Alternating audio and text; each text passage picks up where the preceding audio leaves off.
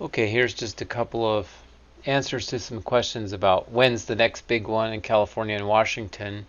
So here's the National Seismic Hazard Map from the U.S. Geological Survey. So it just shows relative hazard, but it shows for the whole U.S.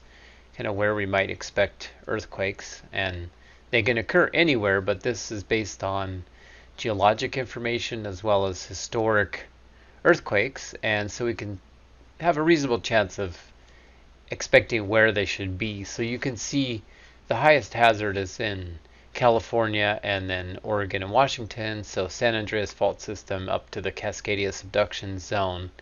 So if we first look at the California system, this was a study that was done. It's called the Uniform California Earthquake Rupture Forecast. And this shows it's kind of mostly a fault-specific forecast where you can see all the little ribbons are the faults, and each little rectangle is kind of a piece of a fault. And so this is looked at together as kind of a fault system, and we can see that the redder it is, the higher the probability of an earthquake larger than magnitude 6.7. So you can see here the colors 30 years, magnitude 6.7 likelihood. So when it's red and pink, it's almost for sure going to happen. Close to 100% likelihood in the next 30 years. So we don't know when. It could be today, it could be happening right now, or it could be 30 years from now, or any time in between. But you see that the sort of darkest ribbon, the reddest ribbon, is the San Andreas Fault itself. So that's the plate boundary in sort of a narrow sense, but these faults are all kind of contributing to that shearing between Pacific and North America. And it's more than just the San Andreas. So all these additional faults are active. They're not quite as active, so the probabilities of a magnitude 6.7 are lower, but they're not zero.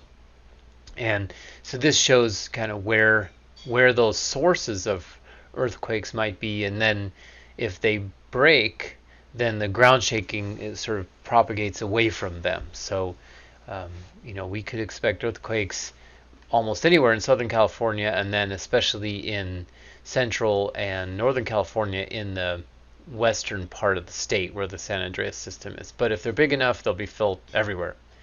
Now, if we go to Cascadia, so we go to the north, we're looking at the Juan de Fuca plate. This little fragment of a plate is going underneath Oregon, Washington, Canada, and it's sort of strain accumulation, and along this interface it's sort of stuck, and every now and then it breaks in a great earthquake that would also be tsunami-genic. And so the last one was in 1700.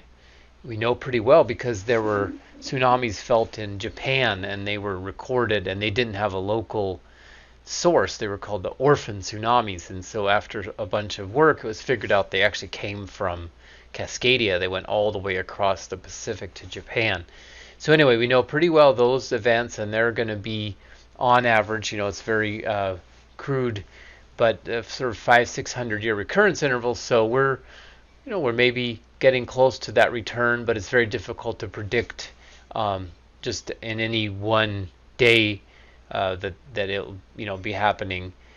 And then there can be deeper sources inside that subducting slab, and then we call upper plate or crustal faults can have earthquakes. And so these are probably not going to be as large, but they can occur more often just because there's a broader zone that we might find them in. So those are the main sources for Cascadia. And just as a summary, if people are interested, you can go to the earthquake.usgs.gov. You can see maps of the latest earthquakes and learn some more about what's done by USGS. And there's really nice FAQs, frequently asked questions, tons of answers to common questions. So